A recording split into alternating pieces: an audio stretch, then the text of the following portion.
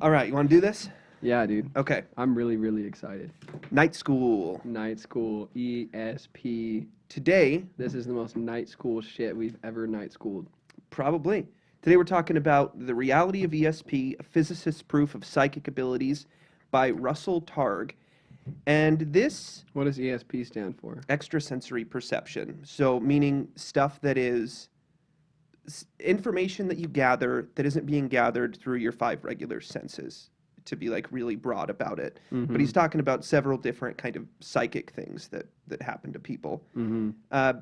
Mostly instead of using ESP, he often refers to it as psi, PSI, which I learned psi is a Greek letter. It's the 23rd letter in the Greek alphabet. It looks like a trident, and it means something like psyche or soul.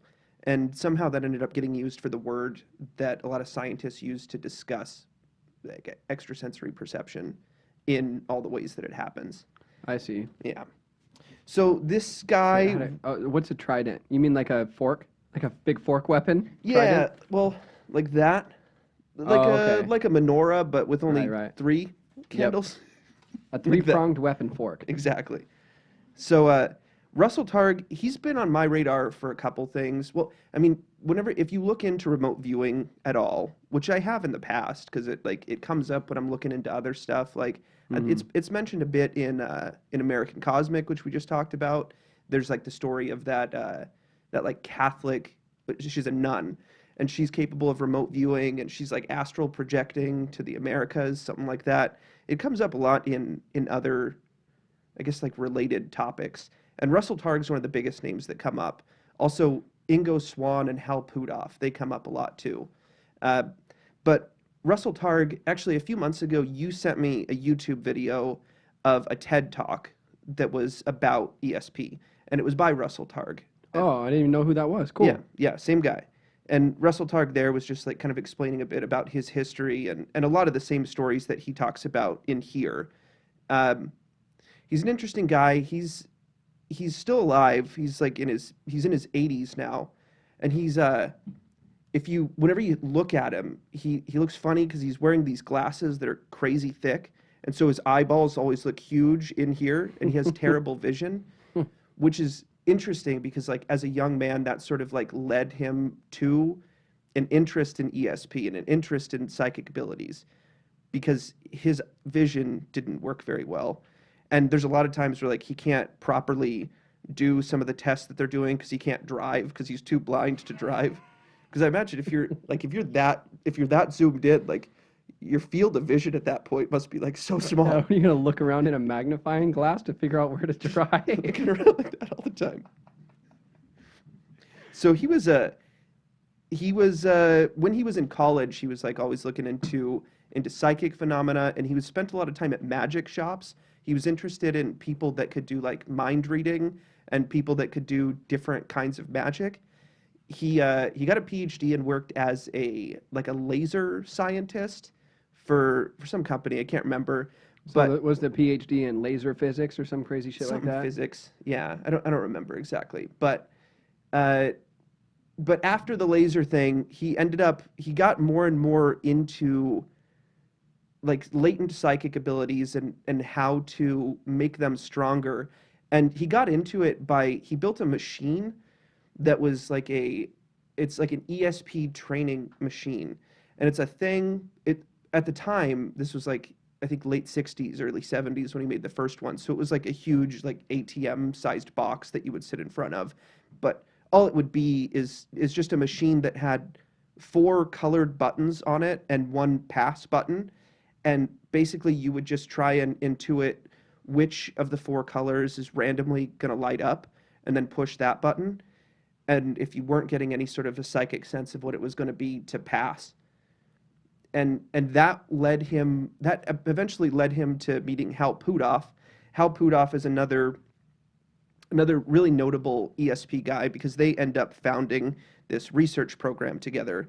But Hal Puthoff I've actually heard of because he was involved with the CIA for a long time through this stuff, through remote viewing stuff. And he's now involved in To the Stars Academy of Arts and Science, which is Tom DeLonge's UFO disclosure slash entertainment project. You familiar with Tom DeLonge?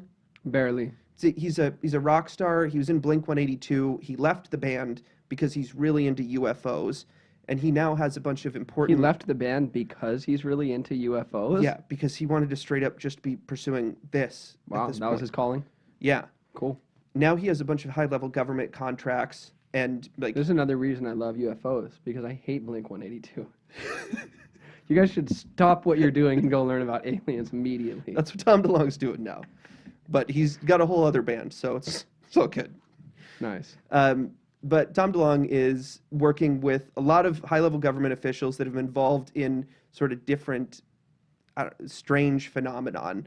And Hal Puthoff is one of his top advisors at this company that, according to Tom DeLonge, is going to disclose UFOs very soon. Cool. And they kind of have started to through the. Have you seen the Tic Tac UFO footage, Commander David Fravor? Yeah. That was released through to the Stars Academy of Arts and Science. Oh, great. So they are doing things already. Wow. Hal Puthoff is involved in that, and so it was interesting to get kind of a little bit of background on him here too. But Hal Puthoff and Russell Targ, they end up meeting in 1972. They partnered with Stanford at the Stanford Research Institute, and they founded a program to look into remote viewing because they were able to prove that, like, through this machine that he built, you can make psychic abilities stronger.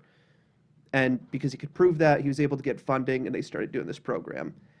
The first person that was like a remote viewer for them was Ingo Swann. And Ingo Swann is a name that comes up a lot whenever you end up looking into remote viewing. He's written several books as well. And he was an artist from New York. He's a painter.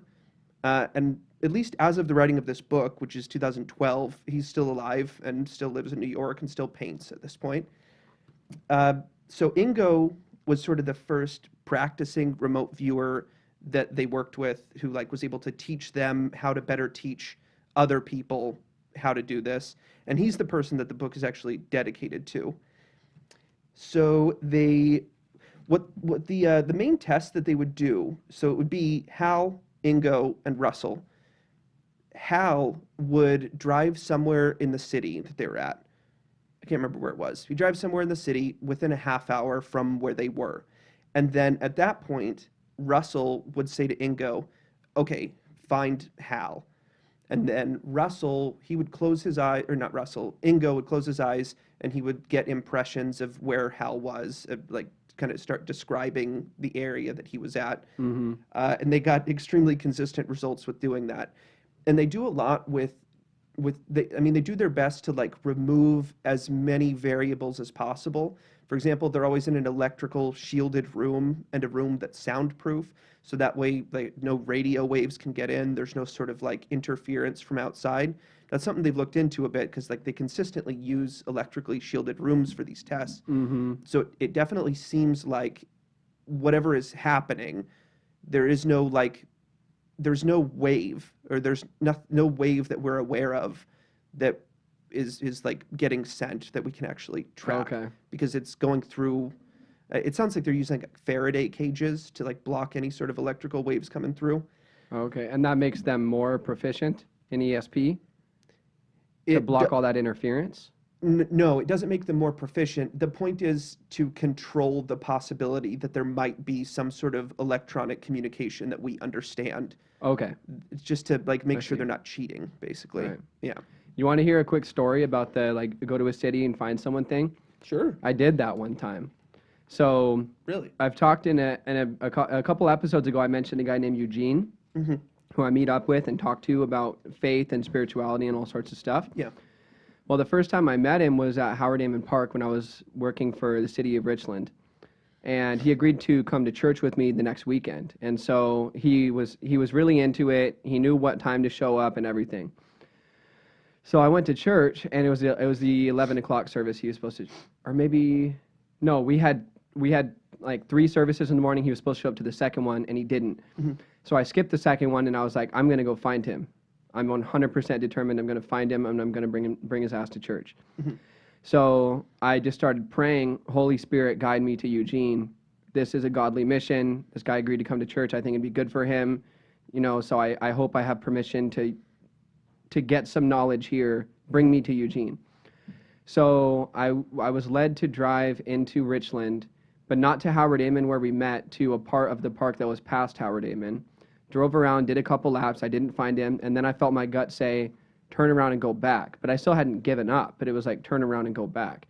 So I'm driving up G-Way, and I'm looking to the right, and I spot his car in a parking lot. And I pull over, and I'm like, hey, I found you.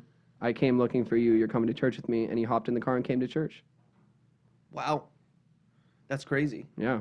That's So it wasn't like I received information and was Yeah. like, he's in this parking lot. It was like, I'm going to listen to an inner compass that's beyond my conscious awareness right. and trust that it'll get me to him even if I don't understand the process as it unfolds. Interesting. So that I couldn't be like, I'm so psychic, I'm so smart, I found him.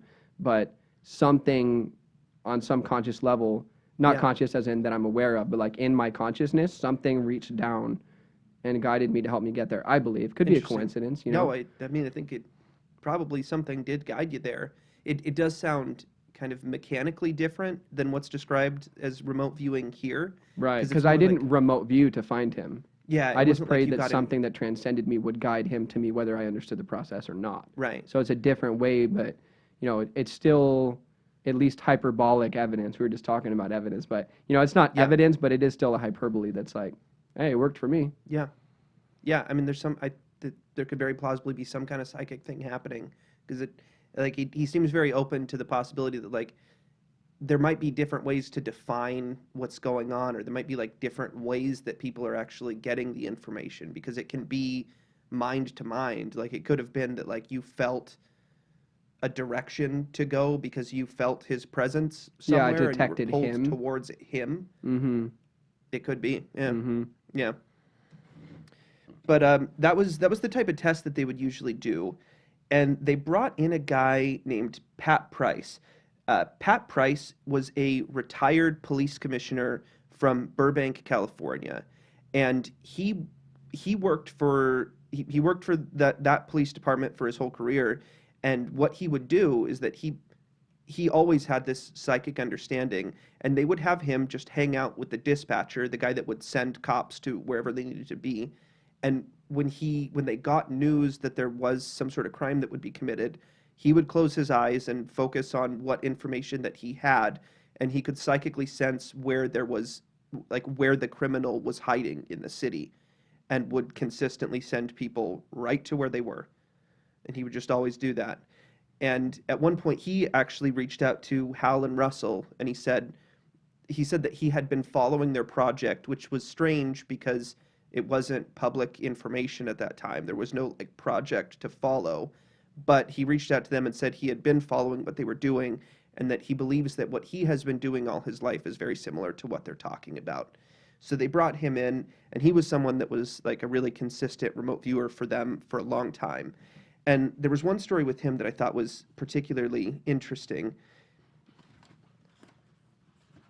It's about the kidnapping of Patricia Hearst. On the night of Monday, February 4th, 1974, a group of American terrorists kidnapped 19-year-old newspaper heiress Patricia Hearst from her apartment near the University of California in Berkeley, where she was a student. The kidnappers identified themselves as the Symbionese Liberation Army. They were radical anarchists whose oft-repeated slogan was, "Death to the fascist insect that preys upon the life of the people." The conservative and wealthy Hearst family was a perfect target for them. While the press was trying to find Symbia on the map, the Berkeley Police Department was trying to locate the daughter of one of the most prominent celebrities in the city of San Francisco, namely the publisher of the San Francisco Examiner and president of the nationwide Hearst syndicate of newspapers. The Berkeley Police Department called us at SRI to see if we could help with the most troubling of high-profile cases. Hal, Pat, and I drove north to Berkeley to find out what Pat could do to help them. As it turned out, Price identified and named the kidnapper of Patricia Hearst from the fat, loose-leaf mug book filled with hundreds of photos, so mug shots in a big binder. He stood at a large oak table in the station house, turned the pages of the mug book, and then put his finger on the face of a man and announced, "That's the ringleader." The man he fingered was Donald DeFreeze, which, side note, is such a villain name, Donald DeFreeze, That's absurd. who was indeed identified as the ringleader within the week. The detective in charge then asked Pat if he had any idea where they were at the time, in the most famous query of all movie lawmen, which way'd they go? Pat said, they went that way, pointing north. He said, I see a white station wagon near a restaurant. It's across the highway from two large white gas storage tanks near an overpass. One of the detectives said, I know where that is. It's on the way to Vallejo, where I live. The detectives then dispatched a police cruiser, and within 10 minutes it radioed back that they found the kidnapped car 15 miles north of us. The car still had cartridges rolling around on the floor, the same caliber of shells we saw earlier in the day on the bedroom floor of Hearst's Berkeley apartment. So there was no doubt they had found the right car. This experience in the police station where Price identified the kidnapper and then located the kidnapped car right in front of me is one of the strongest reasons that I believe in ESP. How could I not? How about you? It's crazy. It's pretty hard to ignore. And you would have to just accept that either he was in on it or or that these people are all just lying about how it went down. But that's how it went down, and he was capable of doing stuff like that consistently. Hmm. So they used Pat Price for a long time for a lot of their tests, and they would do that same kind of thing. They also ended up working with the CIA, which, I'll tell that story actually. So at one point, they were doing like a test for the CIA because the CIA was interested in what they were doing, because at this point it's during the Cold War, and they want to know if they're going to be capable of like maybe gathering information that would be strategically helpful for them. So they give Ingo, this actually was done by Ingo. They gave Ingo coordinates, and Ingo said that, like, give me coordinates and I can describe whatever is there. And they gave him coordinates for what was like some sort of CIA vacation house. It sounds something like a timeshare for CIA agents, something like that. But he focused on that location, and what he described was very accurately the CIA base that had like an underground component. He was even capable of like putting his consciousness inside the building and describing some of the words that were on like filing cabinets, which is unusual. Usually when people remote view, they're not able to like actually read letters or like read something that's written. But sometimes if they're really good at it, they can. And I wonder if it could just be hereditary too. You got good vision, you got bad vision. Yeah, yeah. You He know? does say a bit about like that personality is a factor in terms of like who can and cannot be good at it. That like uh, happy, outgoing, extroverted people are better at doing this than That's introverted interesting. I people. would think the opposite. I would think introverted people would be more comfortable with those deeper levels of consciousness. That's interesting. Maybe, but I think that also maybe extroverted people are generally more comfortable overall, and Hmm. that they have maybe a clearer mind and there's less on their mind, because being able to clear your mind is an important part of being able to get the visual image. Oh, interesting. And introverted people may be more in their thoughts, and so they Hmm. aren't able to as clearly get an impression. Um, Shoot, what was I saying? You're talking about a CIA base and Right. then him being articulate enough to read letters off of a filing cabinet. Yeah, so he was able to describe this building, describe a bunch of aspects of it, and they gave it to the CIA. And what was interesting is it was extremely accurate, but it was not the coordinates that they gave him. Instead, it was for like an actual CIA base that was about a half mile from the vacation spot that they asked him to view. Hmm. And he explains that this happens quite a bit.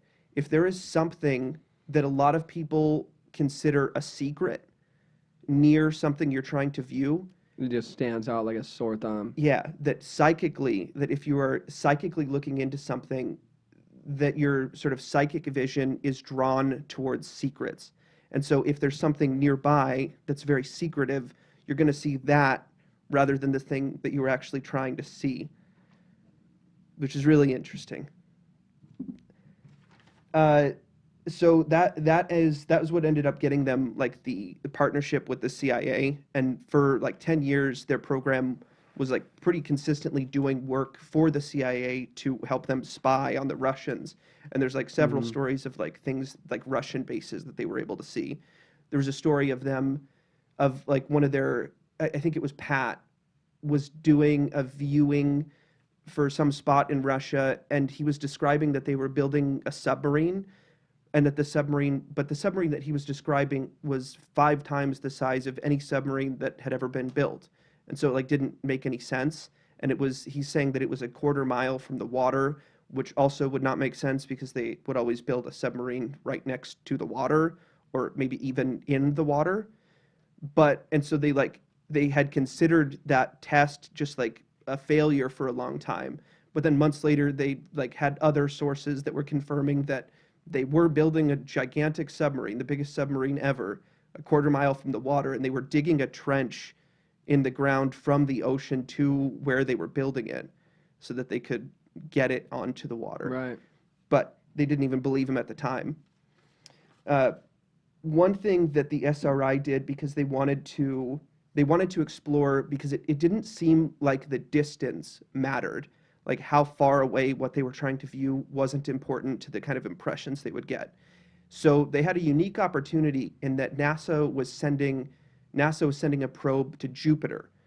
And so they wanted to remote view Jupiter to see what kind of impressions they could get about Jupiter, and then get confirmation when the probe got there. Mm-hmm. So And there was a Ingo, story in American Cosmic about that nun already being able to map out the solar system before yeah, we had gathered enough knowledge to do it objectively. yeah, that she had been to all the planets already, that she had been remote viewing the same way he was.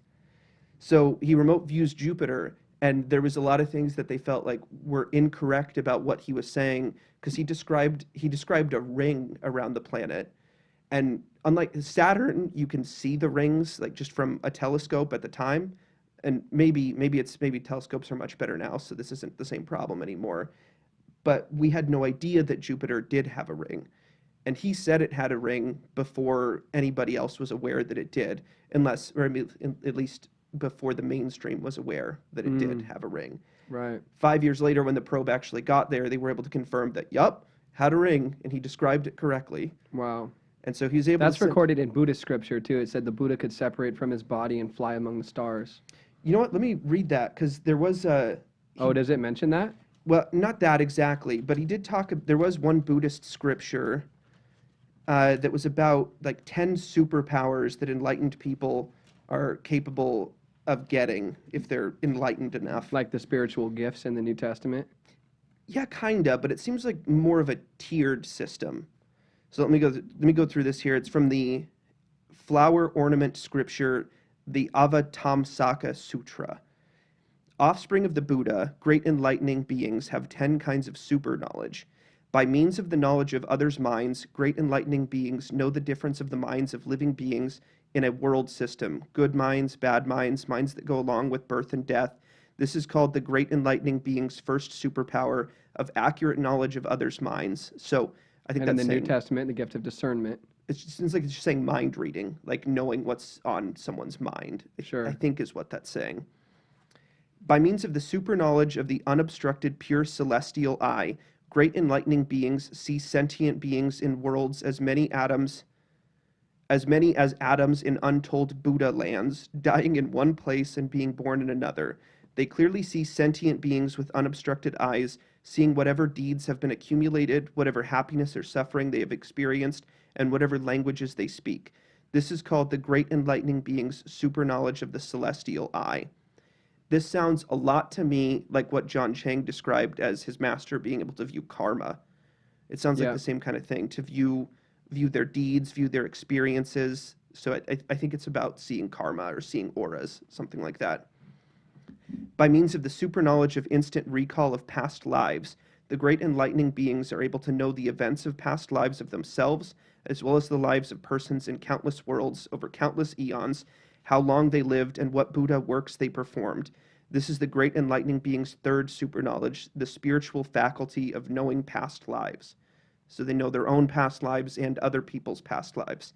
And past lives are discussed a bit in other places in here. Um, Great enlightening beings, by super knowledge of the eons of the entire future, know the ages of the worlds as numerous as the atoms in untold Buddha lands. They also know the whole future of worlds as numerous as atoms. This is called the great enlightening being's fourth super knowledge, the power of knowing the ages of the entire future. So knowing everything, knowing how the story goes completely. And not even in just this world, but in like other dimensions or other timelines as well, something like that.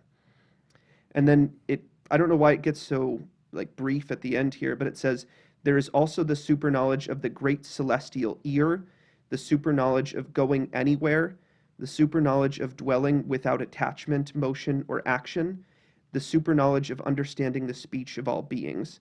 So being able to communicate, it sounds like not just with people, but with people that speak any language, but also with animals and plants and any living thing. Sure. Super There's a knowledge. reference to communication transcending language in the New Testament, in the part in the book of Acts, which so there's the 4 stories about Jesus. Fifth book of the New Testament is Acts, which is like after Jesus dipped out, what did everybody do afterwards to start teaching the gospel, spreading the religion, whatever. Yeah.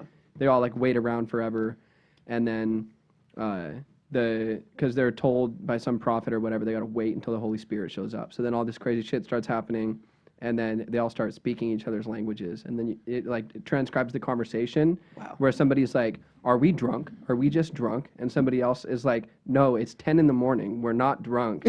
This is what Jesus told us about. It's the Holy Spirit." They literally have these Really? guys having a dumbass conversation in there, and somebody Does this saying, really happen? "No, it's 10 in the morning. We're not drunk yet. We've barely drunk anything. We can understand each other because this is a gift from the divine," and blah blah blah. Wow. That's interesting. But yeah, it goes into Buddhism a bit. Buddhism has some opinions on remote viewing and on these other kind of psychic abilities. And there's also a Hindu scripture here. It says, oh wait, I think it's this part. No, it's this. Knowledge of past and future. These were psychic powers that you can get through meditation. Knowledge of past and future. Understanding of the sounds made by all creatures. So that sounds like the same kind of thing.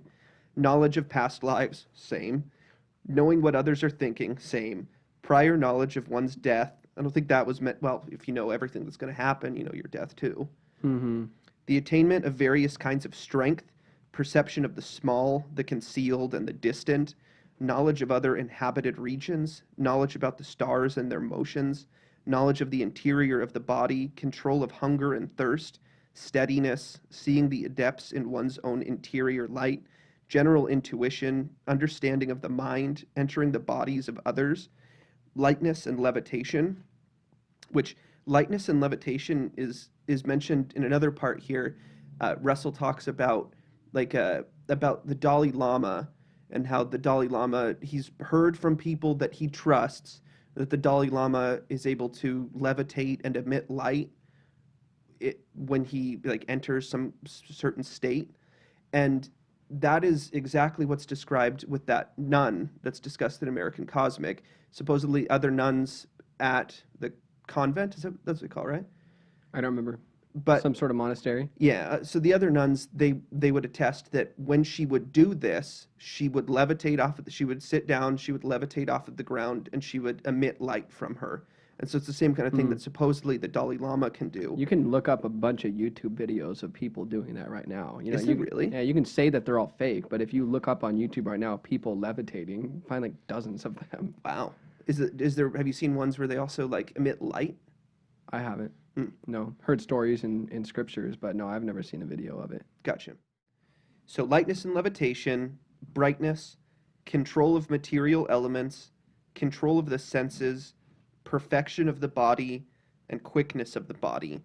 So that's like all the sort of Hindu powers that are supposedly able to be accomplished through a meditation practice, which again lines up with a lot of John Chang stuff. A lot of the same kind of powers that he allegedly has. Mm-hmm.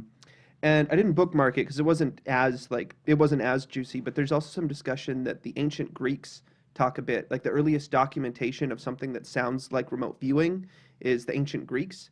In, I think it was 500 BC, there's a story of like Greek oracles, which I think that might be the same thing as as people talk about fates, but they were like women that would work with an interviewer, some kind of handler, and like the king would rely on this group of oracles to like make predictions about the future and view what's going on. And it sounds exactly like the same kind of process that Russell uses now. Damn. Yeah.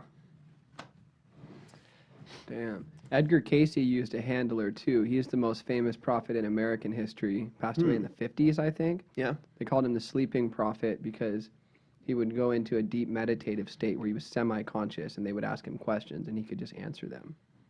Yeah. So you can still read 14,000 of his psychic readings. They were all documented and saved. Right. You can access them for not even very much money either. He established a school to teach psychic abilities that's still operating in West Virginia.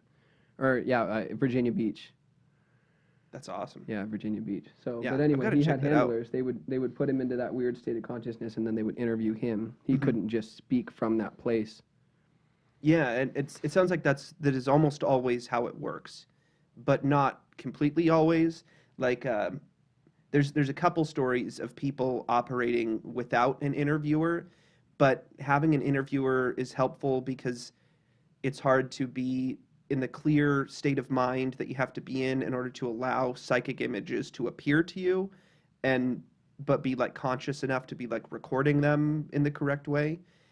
It's also helpful if there's like a kind of a double blind system where the interviewer doesn't know the answer to the questions he's asking you. Like Russell wouldn't know where Hal was when he told Ingo, "Where's Hal?"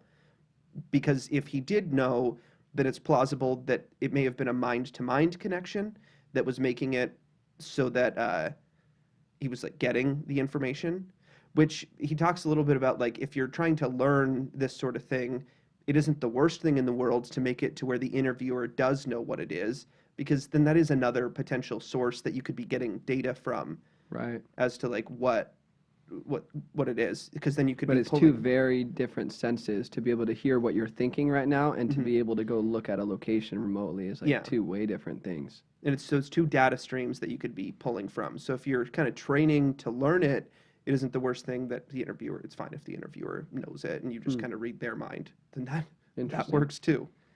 But yeah, they almost always use an interviewer. Do you know if those two senses go hand in hand? If you're better at one, you're better at the other, or are they developed separately? It sounds like he just kind of lumps this all together in terms of like it's all just psi. It's all that same kind of thing. If your consciousness can navigate that space, it can just do either one. I think so, but because he doesn't ever really say that like one person is better at a certain type of psi or anything like that. He compares people in terms of like who seems more accurate generally, because they put him through lots of different kind of tests. The only thing where he like sort of differentiates the two different styles is between Pat and a woman named Hella Hammond, who's next. Hella? Hella Her name's Hella? Hella That's Hammond. hella sick. So Hella, she was brought in. She was a friend of Russell. I don't know how they knew each other, but she was a photographer, I believe, for Life magazine. I can't remember though, but she was a photographer, and the program wanted to, instead of using Pat and Ingo, they wanted to bring in somebody that had no psychic experience to see, like, well, can we still do this if we're using somebody that isn't already an established psychic? And they bring in Hella Hammond, and she is like the exact type of person that you would want for this, because she's really comfortable and warm and outgoing and friendly, and that sort of personality seems to be good for doing this. And she ends up having like a better track record than Pat does. That like despite the fact she has no experience with it, she just has a latent gift for it, it seems like. And they kind of describe the difference between Pat and Hella is that a lot of times she's getting like a more consistent amount of hits. That's a term they use a bit. Like if it's a hit, if you're like, yep, you're definitely describing that. But although she would get more consistent hits, Pat sometimes would like hit harder. Like he would be able to describe more specifically, and he would sometimes get more, yeah, just more specific hits than she would get.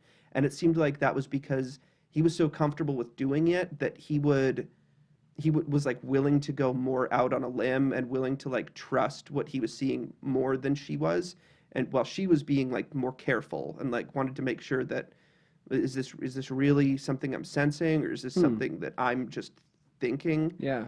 And so they did have like sort of a different kind of strategy that would get different kinds of results that way. And so you can't really say that one was better than the other. But in terms of like some scoring that they would do, she would get more consistent hits. Oh, I should say that something that's discussed a lot in this book is like the odds of these things being chance. So for something to have significant data, it has to be it has to be more significant than 1 in 20. Like if there was a 1 in 20 chance that this could have just happened by chance, then it's like significant enough to be like, okay, this is worth talking about. And they often bring up Who is that guideline established by a scientific organization, or where does that that's what number it come from? that's what it sounded like, that's the line that is used for statistical significance. And I Probably in the field of physics in particular, because that's where the author's from. well, not necessarily, because you could do like a correlation study on something biological or just anything. Just like Okay. if you're trying to figure out if like did this cause this, or is this just a coincidence? And it's significant if it's more than 1 in 20. Mm-hmm. And they'll often point out like the chances of this study being being just based on luck.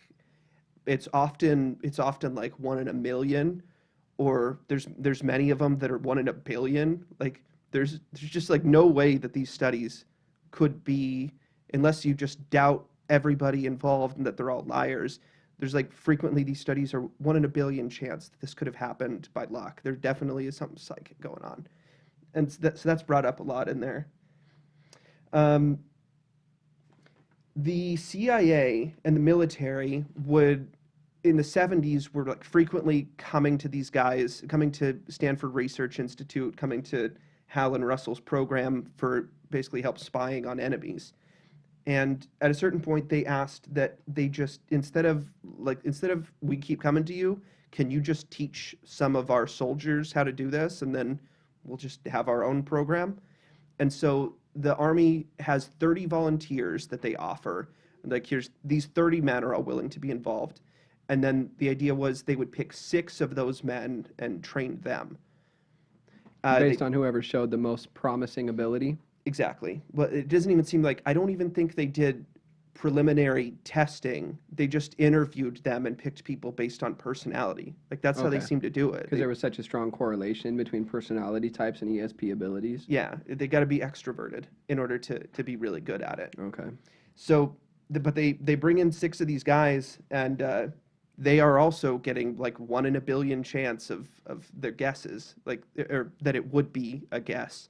And one of them ends up being apparently better at this than Hella or Pat.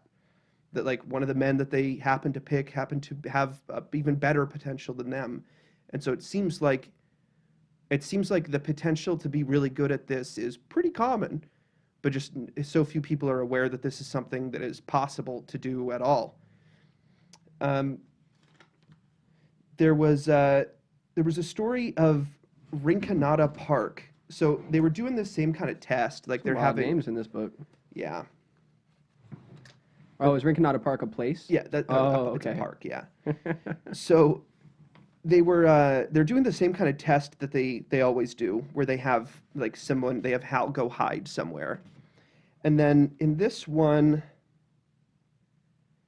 this was Pat doing it. So after the allotted 30 minutes had elapsed, so meaning Hal was now where he was supposed to be hiding, I told Price that the travelers had probably reached their destination. As usual, he polished his glasses on his white linen handkerchief, leaned back in his chair, and closed his eyes. Price then proceeded to describe a circular pool of water about 100 feet in diameter. The large pool at Rinconada Park is actually 110 feet in diameter. He also saw a smaller rectangular pool about 60 by 80 feet on a side. This second pool happened to be 75 by 100 feet. He went on to describe a concrete block building, which corresponded to the cinder block locker room at Rinconada Park swimming pool complex. Price's drawing of this site is shown in figure 3.5. There's a lot of pictures in here of like the drawings versus like an actual map of the place, which is really cool.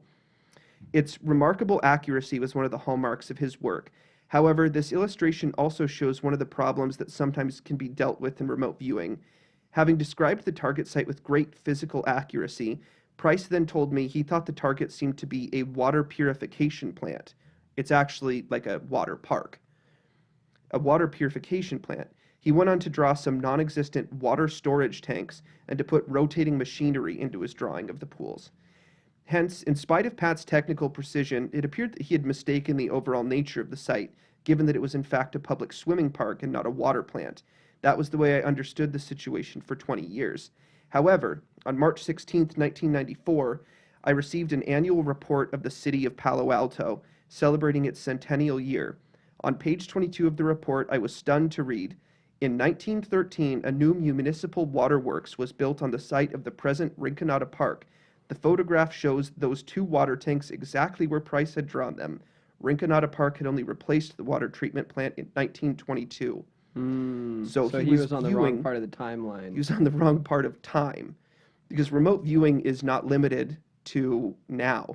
You can view the On past. the XY axis of the space and time continuums. Yeah. So you can go forward or you can go back. And he was viewing something that used to be there but no longer was. Wow. Yeah.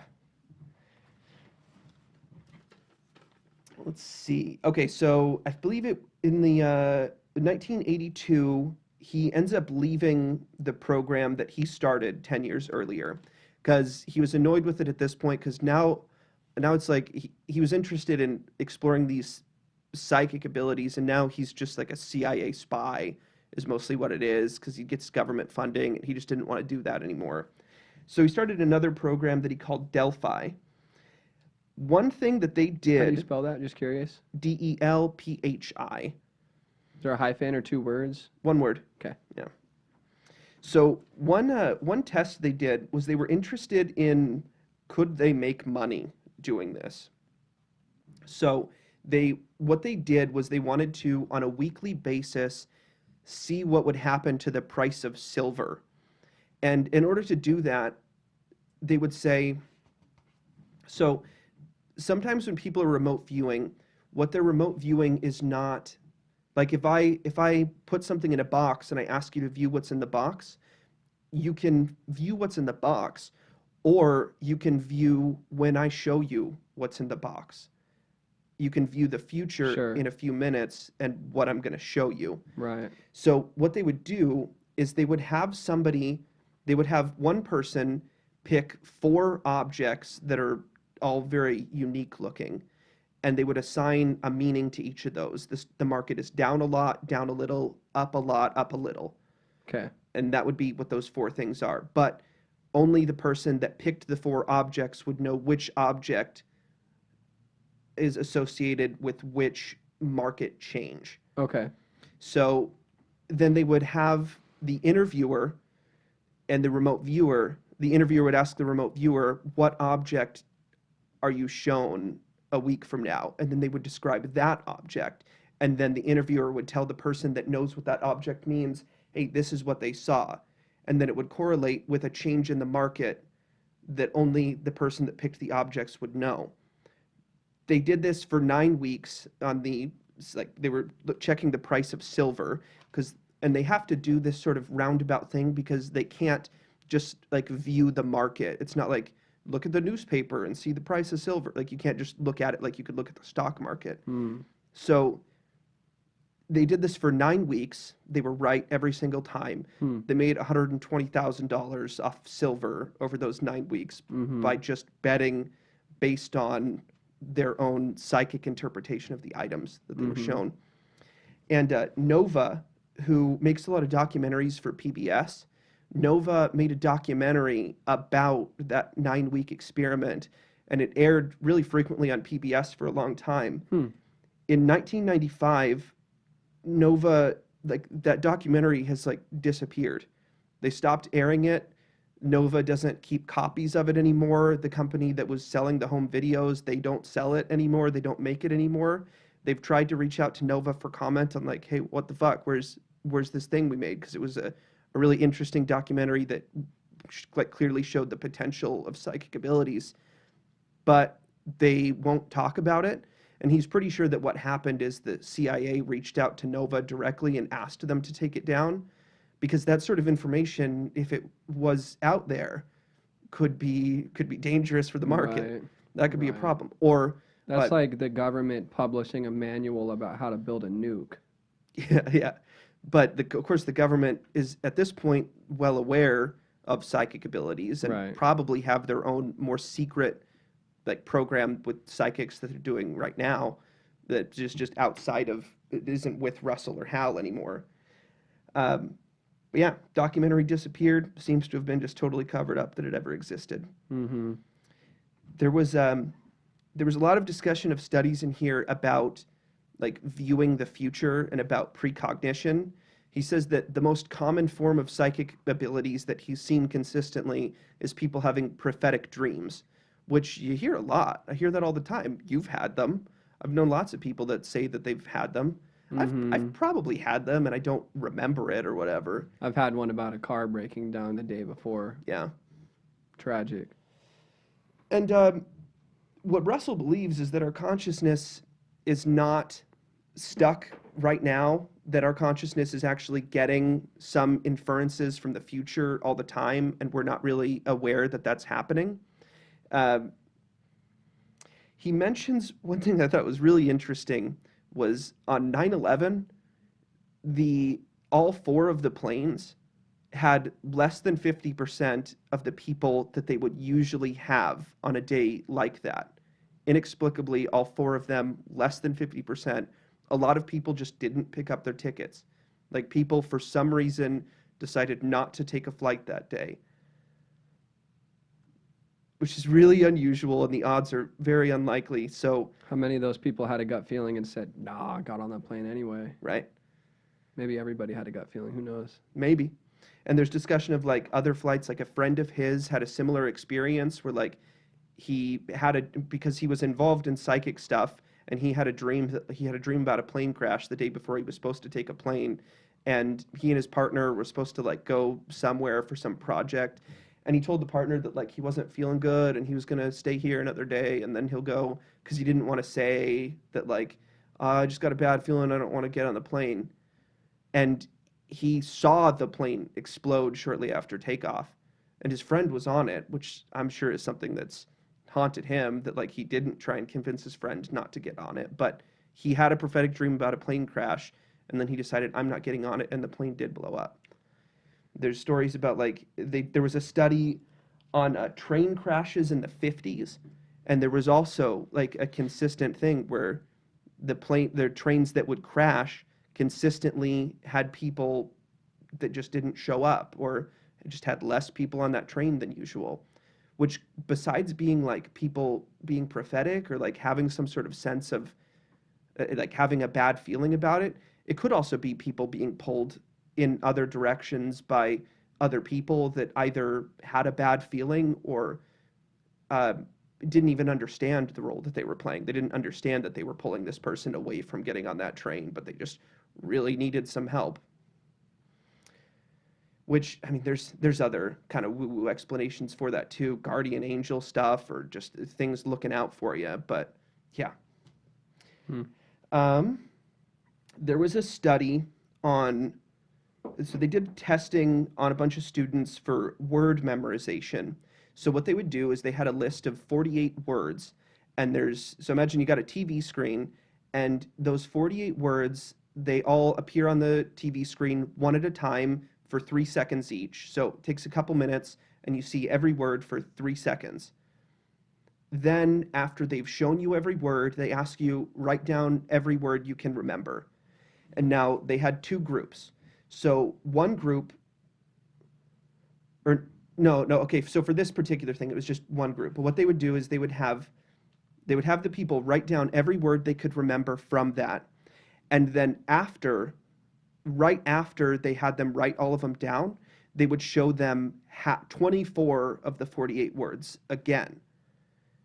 The words that were shown after, so the half of the words that were shown after having written them all down, were picked were written down more consistently, and the chances of it being luck was 500 to 1.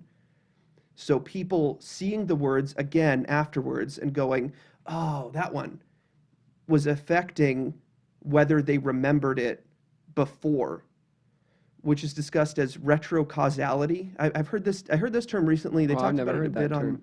They talked about it a bit on Mysterious Universe.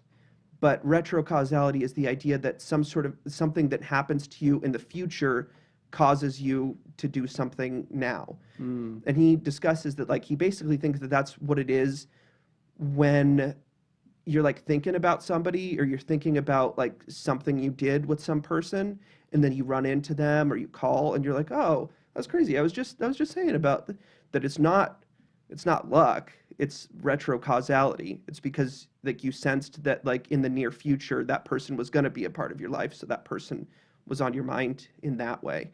And that's just a consistent form of psychic abilities that happens in people's lives, which also makes me think that like what's it called? Deja vu. Deja vu is so strong for me. It's always so weird when it happens. Like I feel so convinced that like no, I have been here. Like it makes you stop and look around. Like how is this? How is this? How do I remember this? It might be because you aren't just now. You aren't just now in this moment. You're a little bit in the future too. Mm-hmm. I don't have deja vu much, and I knew one dude, Top, Aaron Leving. Mhm. He had deja vu pretty much all the time, all day. Really? He's just have deja vu all the time.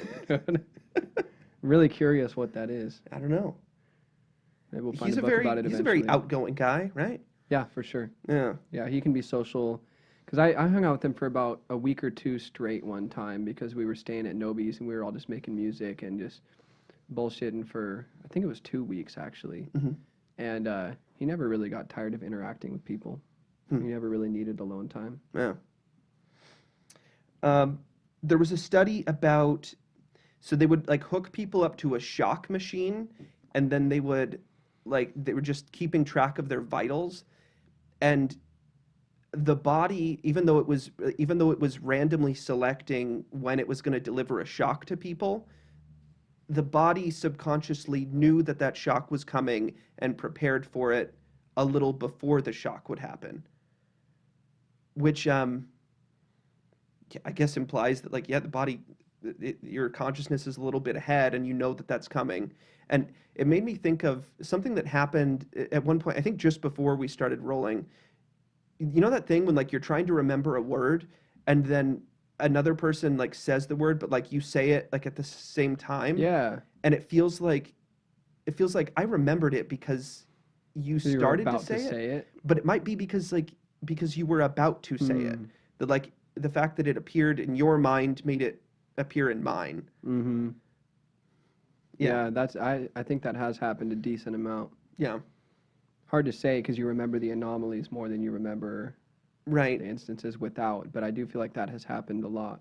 And it could be because like you start to see the way that they're prepping their mouth, and like that makes you remember that like, oh, it looks like they're getting ready to say an S or whatever. Right, because a lot of the time, if you're Could be. trying to think of a word and then someone said it starts with an H, you just go bang, you Right. remember it immediately. So maybe Yeah. they just see that possible. Yeah. Uh, Russell talks about a time where he all of a sudden he was doing something with like just his money. He was going through his budget and stuff, and he was like, "What am I gonna do if I ever like lose my credit card? What am I gonna do then?" And he had never lost his credit card. He didn't know why it crossed his mind at the time, but he wrote down his credit card number in a book. And then 2 days later, he did lose his credit card, but because he had it, he had the number, he was able to get it like resent to him by the bank or Right. whatever. Uh, but he had never thought of that before. And yet, right after he thought, what if I ever lose my credit card? He lost his credit card. He left it in an ATM somewhere. Mm-hmm. Um, the book goes a little bit into reincarnation, which I didn't expect it to, but he talks about children from like ages 3 to 5 in particular being able to describe their past life and like talk about what their name was and what they did and who their wife was and who their kids were. He talks about, I can't remember. Ian Stevenson. Is do you know that name? That's not the guy that wrote the reincarnation book you read, right? I can't even remember what reincarnation book I read. Okay. No idea. But Ian Stevenson was a guy that was doing a bunch Oh, of. Michael Newton. Oh, okay, cool. Yeah, Cool. Dr. Michael Newton, Journey of Souls. That's what it was. He wasn't mentioned in here, but anyway, Ian Stevenson was doing research into past lives, and he said that like there were many instances where he would be working with children that could remember their previous life, and he was even present for reuniting children with their still living wife and children from their past life. And like he said that he witnessed he was able to witness like a 5-year-old seeing his wife from a past life and reacting like the adult man he was before, like, oh my God, Cheryl, it's so good to see you again. Like, That would be so unbelievably freaky, bro. that would be so weird. Cheryl, remember I sell propane and propane accessories. But yeah, he also said that yeah, children seem to be capable of remembering that, and that around 8 or 10 is when children lose that sort of memory of things, and I don't know, just goes away. Because they're subtly conditioned to believe in a different worldview that's more restrictive than that. Probably is part of it, yeah, yeah. Um, he believes in life after death. He's had a lot of experiences that seem to point towards there being like spirits or ghosts. His daughter, Elizabeth Targ, she died in 2002, but from when she was a little kid, he was always raising her to be aware of the psychic, and she was like very much involved in his psychic research. She died in 2002, and shortly after she died, by the way, she spoke Russian and English, and she often worked as a translator. But she showed up in the dream. She showed up in a dream of one of the remote viewers that she had worked with a lot when she was alive. And this remote viewer did not know any Russian, but Elizabeth showed up in her dream and repeated the same Russian phrase over and over again so that the person would be able to remember it phonetically. And when she woke up in the morning, she immediately wrote down what it sounded like. And she was told, she somehow knew that it was meant for her husband. She contacted Mark, Elizabeth's widower, and gave him the message. And what it said was, I love you, I adore you. And that was it. But she came back after she died and gave a message that the person didn't understand, but wrote it down phonetically, and Mark was able to understand what it said. Dope. Amazing. Russell had a bit of a miracle in his life well, he's had a lot of miracles in his life, but at one point he had cancer, and he had just like been given the CAT scan, and he like could see the tumor on his body. And he said that a healer that he knew came to him, and she told him, don't worry about it. It must be a mistake with the machine. And then he said right then his symptoms all went away when she said that. And that his cancer was gone, and he's never had cancer. It's been 20 years since then, as of Wow. 2012, and he's never had cancer again. Wow. Just after she said, don't worry about it. That's the cure? You just have to Don't not worry believe about it. Which, that kind of makes sense When to I me. was, you remember when I was psychotic, I said that on Facebook? The cure for cancer is a spiritual idea, not a medicine. It sounds nutty, but I It's true. believe that belief has an impact on things. I believe that the world is shaped to some degree by what you think it is, and that Yeah. believing something enough can make it so. Yeah. And he believed her, and so it was so. And now he doesn't have cancer. Could be a whole coincidence. Could be. Could be. At one point, he said that there's this thing where people have PK parties, psychokinesis parties, and so a group of people will just get together and encourage each other, and by encouraging that, like, yes, you can do this, you have psychokinetic abilities, then they do it. Hmm. He said at one point he went to one of these parties and he had a rod of metal. He said it was 3 inch thick, or it was 3/8 inch thick, a foot long, and he said that he they instructed him to, like, first off, try and bend it as hard as he can. Of course, he can't do anything to it, but they instead had him just put his fingers on either end of it and then close his eyes, and he meditated and thought about it, and all of a sudden at some point it started feeling springy, and he just bent it like it was nothing. And this is the same. Remember in the Matrix when there's the psychic kid, and he says like, the trick is to realize that there is no spoon, and he's capable of just bending the spoon around. Everybody was bending spoons at this party, Hmm. and they would bend the spoon in ways that, like, it's not just bending it at the middle. Like, the scoop would actually curl in like a shell, Hmm. just the spoon part. Wow. But there's these psychokinesis parties that these people were having, and Russell was there, and he did it.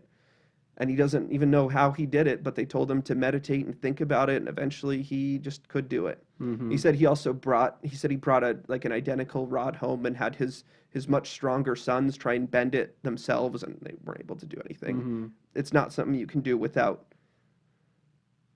I guess, with just brute force, Mm-hmm. which is also another kind of John Chang idea. Like, through some sort of his understanding of chi, he was able to, like, put things through a table and Mm-hmm.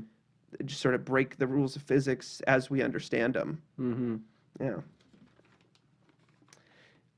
There's a story.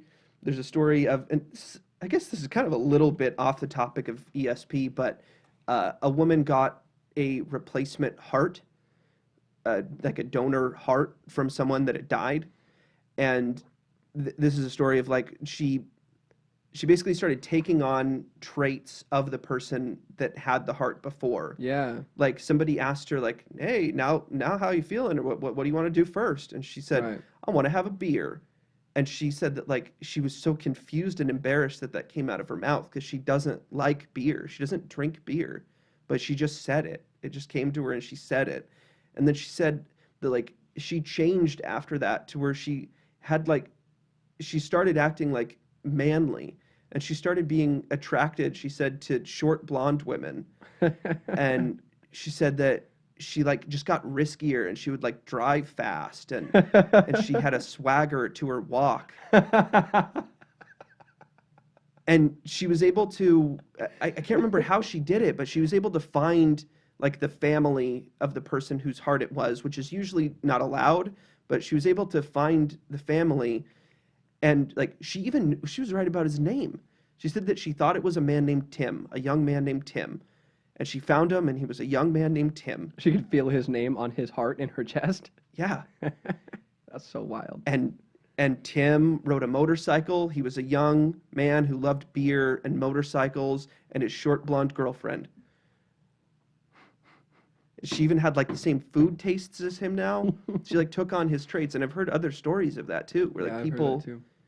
people end up becoming something like them, like the person whose heart it was.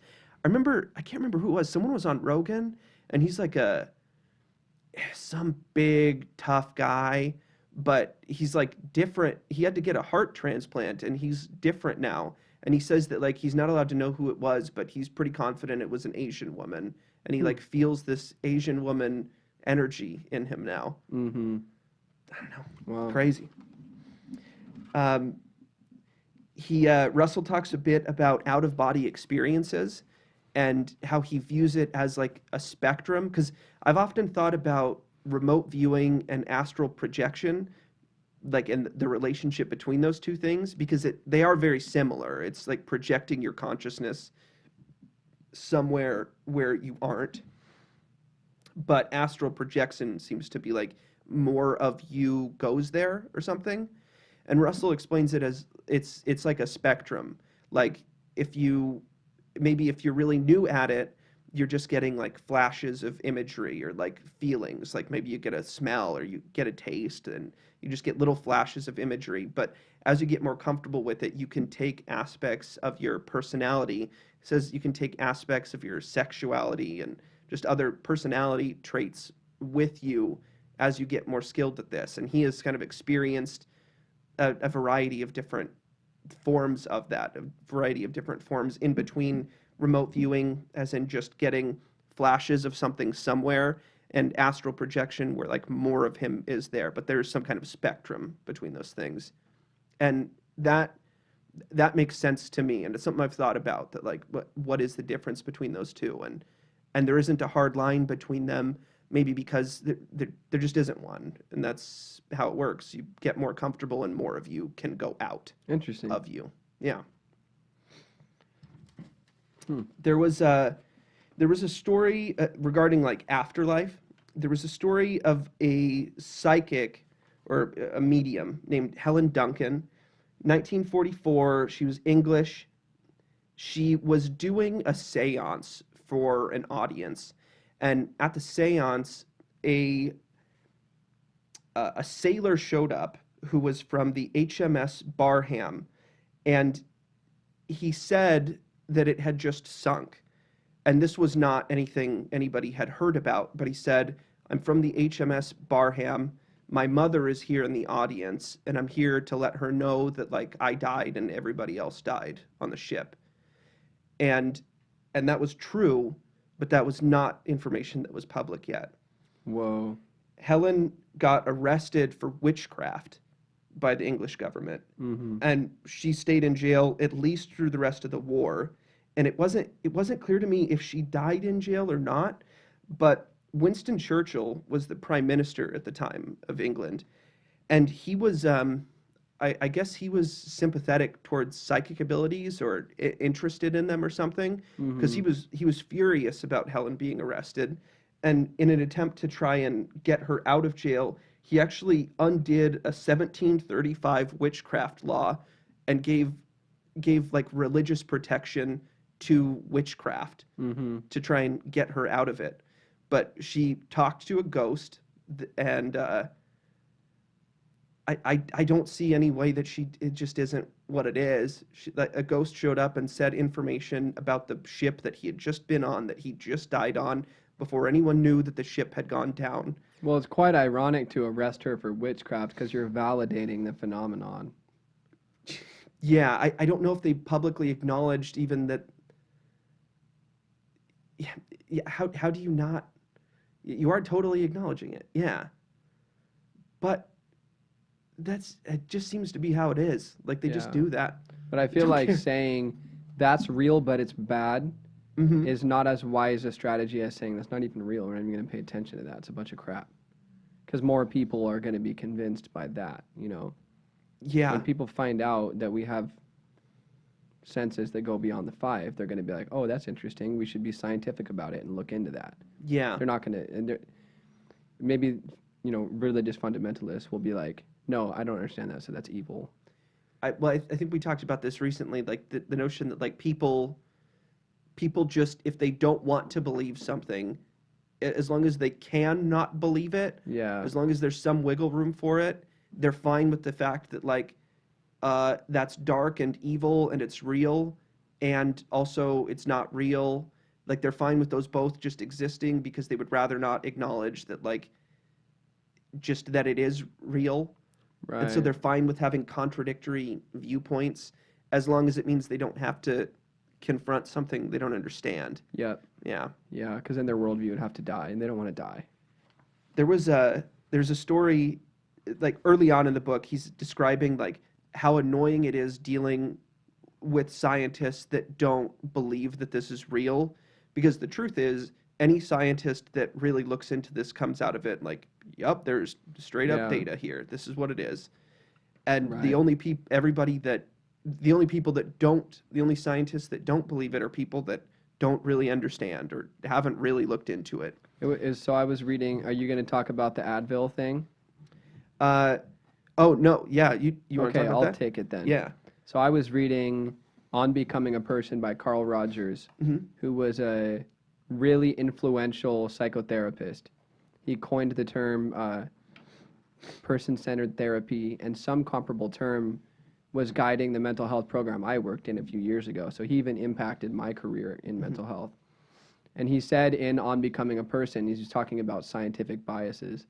He said there's more evidence for ESP than there is for the fact that Advil will think it was help aspirin. you. Yeah, aspirin will Yeah. help you with a heart attack. Yeah.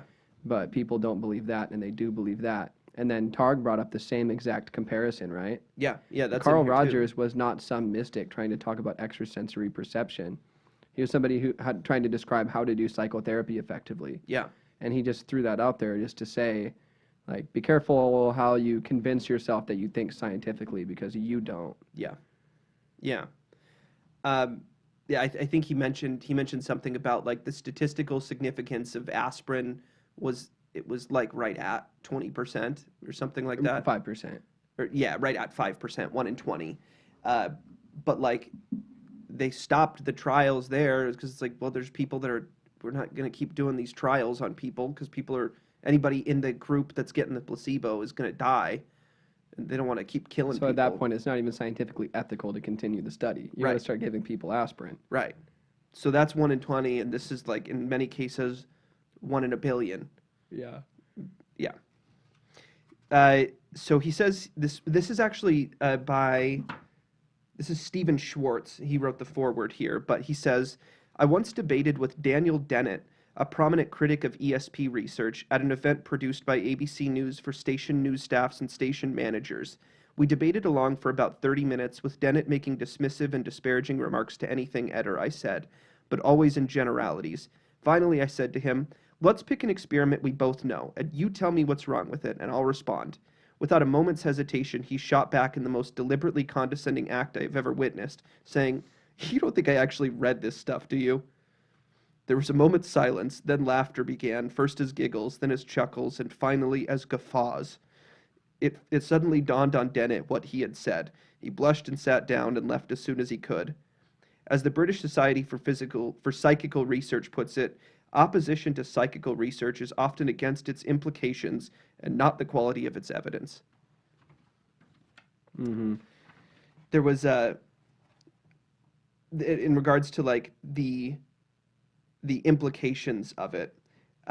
Stephen goes a little bit through here of like what the current material or what he says the old materialist paradigm looks like, and then in contrast the emerging consciousness paradigm. And I thought this was really cool. So the old materialist paradigm, the mind is solely the result of physiological processes. So it's the body that controls the mind. It's the body and the brain, and the mind is in there. Mm-hmm. Each consciousness is a discrete entity, meaning your consciousness is just yours and mine is just mine. No communication is possible except through the defined physiologic senses, talking and hearing and using the 5 of them. Consciousness dwells entirely within the time-space continuum. You are only here, you are only now. Mm-hmm. In contrast, the emerging consciousness paradigm, which now more accurately describes our world, looks like this. Only certain aspects of the mind are the result of physiological processes. Consciousness is causal, and physical reality is its manifestation. All consciousnesses, regardless of their physical manifestation, are part of a network of life that they not only inform and influence, but also are informed and influenced by. And some aspects of consciousness are not limited by the space-time continuum. Could you read the informed part again?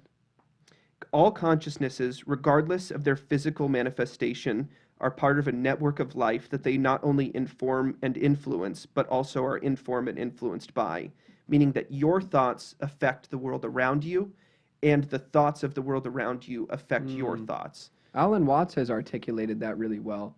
Yeah. Because he described the physiology of how vision works and I can't do it. Look up him saying it if you're curious about this idea. But he explains why what you're perceiving is only there because you are there to perceive it. So Right. in that sense, you're generating reality, and he explains it better. And then he says, and if you feel that that's true, and sensually so, pause and slow down, because the fact that you are a part of reality means that what you're seeing is generating you too. And so he puts together that idea that you're generating it and it's generating you. You're in a relationship with reality, Yeah. or a relationship with God, as the Christian view would say. Yeah. And I feel that that's true. I feel that I don't feel like minds are just within your head. I do think there is like a bleed in between our consciousnesses, and that you can ignore that and probably turn it down for the most part Mm-hmm. to a point where it's deniable to you for your whole life. Right. But if that's something For that this you whole iteration of your life. right. Uh, but yeah, I think that there is I think that there is sort of psychic overlap between people, and that the more aware of that you are, the more you can tune into it, and the more affected you can be, and the more effective you can be to the world around you. Mm-hmm. Yeah. Yeah, more truthful worldview means more effective action. Um, the past lives thing, he discussed something that I thought was interesting because it sort of lines up with Magus of Java and also like the reincarnation stuff that we've talked about, not on the podcast, but he references something called the Bardos. Have you heard of that? Can't remember. I've heard of it a little bit on Oh, it's like the limbo. yeah. Yeah. I think it's the same thing as the black wave and the white wave that John Chang referred to. That it's something in between your death and going back to the place in between lives. Sure.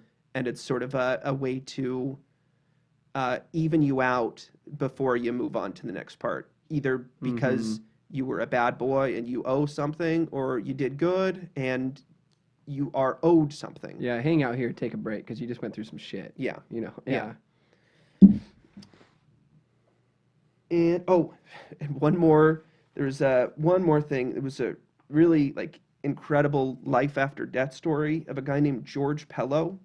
He was a lawyer that died. It was like 1902 or something like that. And there was a medium that he had only met once, and it was like an anonymous thing. Like she didn't know his name. But after he died, he showed up to her and was with her for like 5 years, and like she was able to channel him, and he was able to like possess her and speak through her, and this was like a relationship that they carried on for 5 years. And they did tests where what they did was they got 150 people, and they had 150 people sit down in front of her, but really it was him, George, speaking through the medium. And if it was, and 30 of these people were somebody that George knew while he was alive. Every single time it was somebody that he didn't know, he acknowledged, I don't know this person. There's nothing here. Uh, but 29 out of 30 times that they sat someone down that he did know, he talked to them in a way that completely convinced that person that they were speaking to George. He would reference things that only the two of them knew, and he was consistently able to communicate with them. And the only person that he didn't recognize was simply because it was like a childhood friend that he had not seen in a long time and was very different now. Yeah. You know, I just had a story about communication with the dead confirmed last week with Courtney, because I was, let's see, about a year and a half ago, I was hanging on Stephanie's balcony one time, and I was looking up at the stars, and I saw Anthony's face appear. And it was, Anthony is our brother-in-law. He passed away when he was 24, which is about 15 years ago. And I asked him if he wanted to say anything to Courtney or Caitlin, which is his wife and daughter that he left behind. And he said that he wanted Courtney to read Chicken Soup for the Mother's Soul. And I thought that was a really generic answer that was likely generated by my own consciousness, and I didn't take it very seriously. Because, I mean, if you thought like a generic book that you could recommend to a mom, you know, I was like, I don't think she would ever like want to read that anyway. Were you aware of that book? Like I've heard of Chicken Soup for the Soul, but never Chicken Soup for the Mother's Soul.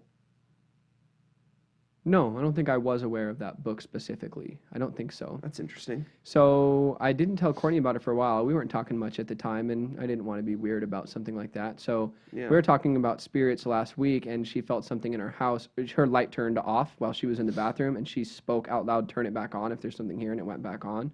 So we were talking about that. I was like, "I think I heard this thing from Anthony, da-da-da," and she was like, "Yeah, Grandma had a collection of the Chicken Soup books. I've read that book before." Whoa. And so not only had she had some familiarity with the book, but it was a family connection too, which makes it a little more interesting to me, since I'm family, Anthony's family, she's family, and the book that Anthony told me to tell her to read was a book she had read from another family member. And, you know, our family's not super book heavy in our culture. Yeah. So I thought that was like interesting enough, you know. Yeah. Even through a skeptical lens, it's like that's a little weird. Did he say anything else that you're comfortable sharing? Yeah, he told me to go talk to my father. I wasn't talking to dad at the time, and he's like, "Go talk to your father." Like kind of like in a way, like you're such a little idiot, you don't even understand how important it is to go talk to your father, you know. And he didn't grow up with a dad, Anthony. So he said that to me, and I was like, "Yeah, I don't want to hear that shit right now," because me and dad weren't talking at the time. I was like, "You got anything Yeah. else?" He was also irritated. Like he seemed like disturbed, like he didn't want to talk to me, like I was interrupting him. You know, and that's interesting also because he was not the most present father. Mm-hmm. Yeah, And not as much as he could have been. yeah, and if he is around based on kind of the things that I've heard about the afterlife, he may be going through something where he needs to view what he did wrong. Right. And so the idea of like the relationship between a father and their kids may be something that's really important to him right now. Yeah, and I think there is something about him being tasked with correcting the negative impact that he had on fatherhood by not being an ideal father. You know, Yeah. he was hella cool in a lot of ways. He was a father figure to me for sure. But yeah, I do think there's some makeup work that he's doing. Yeah. A little bit of that. And what he said about Caitlin was the thing that makes him happier than anything he's observing of the physical world. It's seeing Caitlin finish high school. And Caitlin was like 20 when she finished high school, like me. And she was really determined to do it. It meant a lot to her. It was just something about it. There was times where it made sense to get a GED, and she's like, no, there's just something about it. I need my diploma. And I Yeah. think there was a connection between that and her existing connection with Anthony and his wishes for her.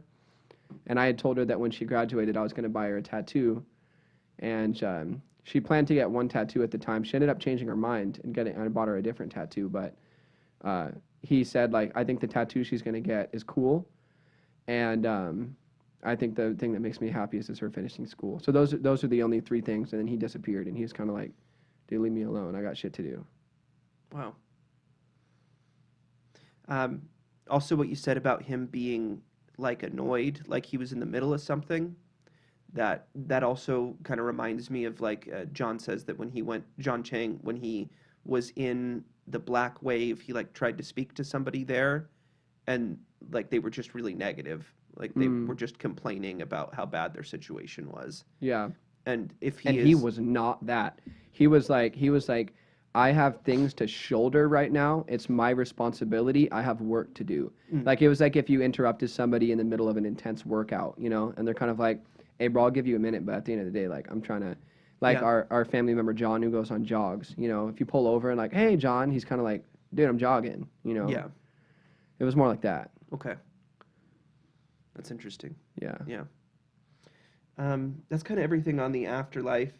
The other thing was just like if somebody's interested in like how to actually do this, and if somebody wants to see if they have some sort of a knack for it, the machine that Russell built, which was used consistently through the program SRI, is now an iPhone app.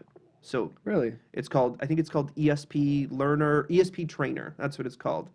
It's on the App Store. You can download it, and all it is 4 buttons, and it randomly chooses one. You push a button, and then it randomly decides which button it was, and if you correctly predict it, like there's a sort of a scoring system. It's 24. It does 24 times, so 6 would be the like luck chance of finding it. 6 out of 24 would be just standard odds. Yeah, exactly. But Every lot of time I do a people get test like that, I consistently get higher. far below standard odds. Really? It's so funny. I'm going to download that right now. I don't know if it's on Android. It might not be. Okay. Um, It is. ESP Trainer, it's got 4 little squares. all right. So yeah, you can download that. That What helps. a time to be alive, huh? Then you can see how psychic you are, straight up on the App Store.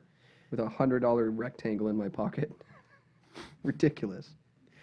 And if you want to do like just kind of a basic remote viewing exercise, what you can do is if you and a friend just have the friend take an object and put it in a paper bag or put it in a box, something that they can't see through, and then just have them interview you, and the remote viewer. So if you wanted to do that, the remote viewer would need to try and clear their mind, try and not think at all, and just try to move their consciousness. And that's not totally clear to me how you literally do that, but interpret that as you will. Try and move your consciousness either to inside the container, or move your consciousness to in a couple minutes when you're going to see the thing, Right.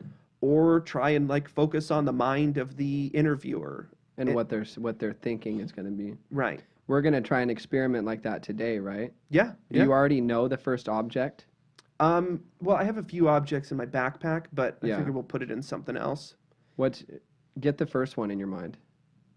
The first one you're going to use. Okay. Yeah. I guess it's in the bag. All right. You want to just do it right now? Yeah. Is it a Swiss Army knife? No. Okay. Just curious. Okay. So, but also So how does the experiment work? You put one object in the bag at a time, and then you say the object is in the bag right now, and then I try to. Yeah, what you say is there is an object in this bag that needs description. Now, don't try and name the thing. Like when people try and like Oh yeah, look I for wasn't. yeah. I just had a picture throughout while we were talking. I had the picture of your little Mhm. red Swiss Army knife, and I was thinking that was going to be one of them. Gotcha. So I wanted to throw it out there and make an attempt. I mean, there is an army knife in my backpack, but there always is. Oh right. Yeah. But yeah, you try and clear your mind and don't try to come up with a name for a thing. You try to describe the thing. You describe the color or the feel of it or whatever. Mhm. So well, yeah, I guess let me try and do this here.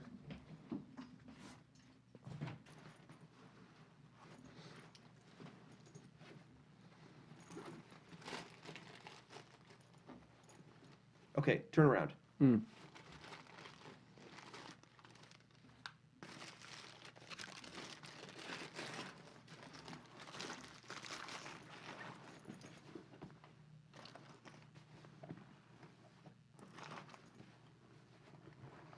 Getting everything else out of this pocket, so it'll just be the one thing. So the object will be in one pocket of your backpack? Yeah. Which pocket of the backpack? The front one? Okay, open your eyes. Okay. So, in the front pocket of the backpack, in this pocket, there is an object that needs description. So, close your eyes, Mm-hmm. and in a minute, after we've done this, I'm going to show it to you. I'll let you hold it, so you'll know what it feels like in a couple minutes from now. Mm-hmm. I'm thinking of the object. It's in here. Close your eyes, try to clear your mind, and see if you get any sort of imagery or feeling that comes through.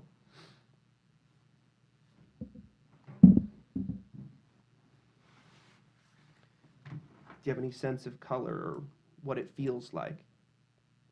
I'm getting a couple different things. One of them is like a big eraser, like the pink erasers. And one of them is like a little stuffed animal with spikes on it. A stuffed animal with spikes on it. Yeah. Do you get any...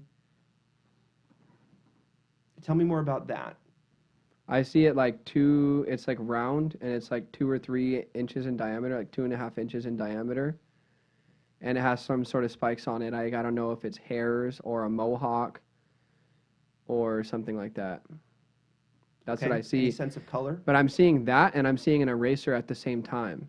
Okay. So I don't know what that means. And then color, maybe green. Okay.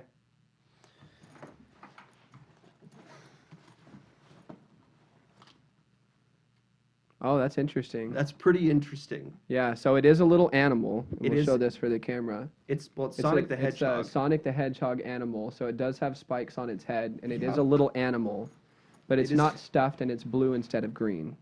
But So there's a but little the fact that commonality. You said round, and you said spikes Yeah, on and the also head, it's about 1.5 inches in diameter, and I said 2.5. and so it could be that you were viewing the eraser as like, because that is the Pez part of it is sort of Right. eraser. The Pez part of it shaped. is relatively shaped like an eraser, but I did very distinctively like feel the rubber of an eraser in my hand. Did you? So there was Okay. definitely something about that perception that was inaccurate, But there's obviously some aspect of that perception that was accurate. There's clearly some overlap between what I described in this, Yeah, definitely. but also definitely wrong. Yeah. Okay, close your eyes again. Okay.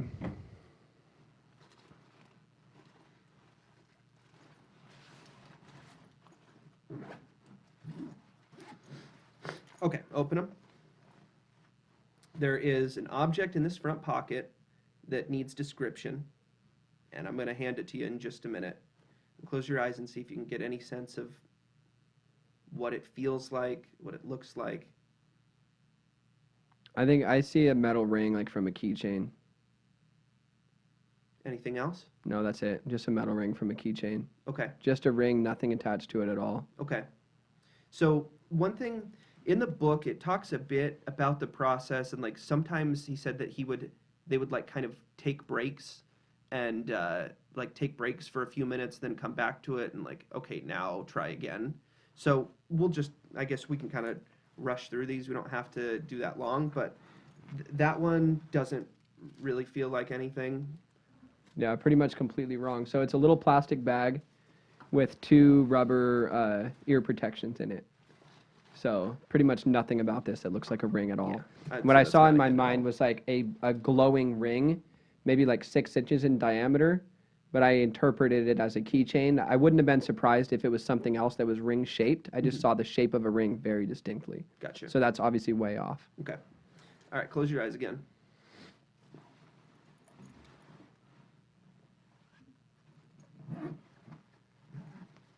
Okay. Again, there's something in the front pocket. I'm going to hand it to you in a minute. Close your eyes and try and see if you can get any sense of what that might be.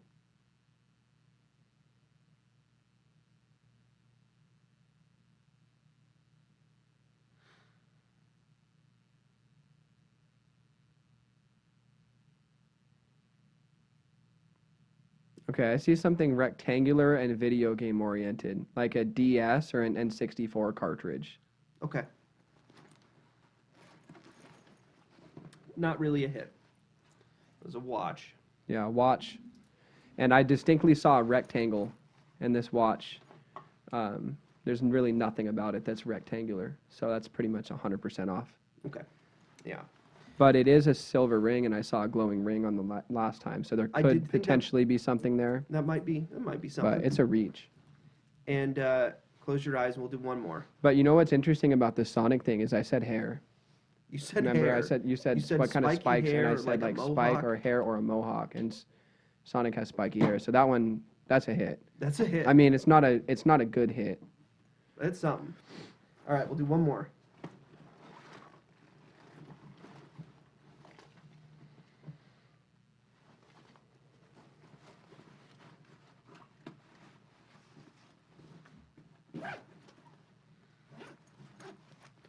Okay. Again, there's something in the front pocket. I'm going to hand it to you in just a minute. Try and imagine what it feels like in your hand when I hand it to you.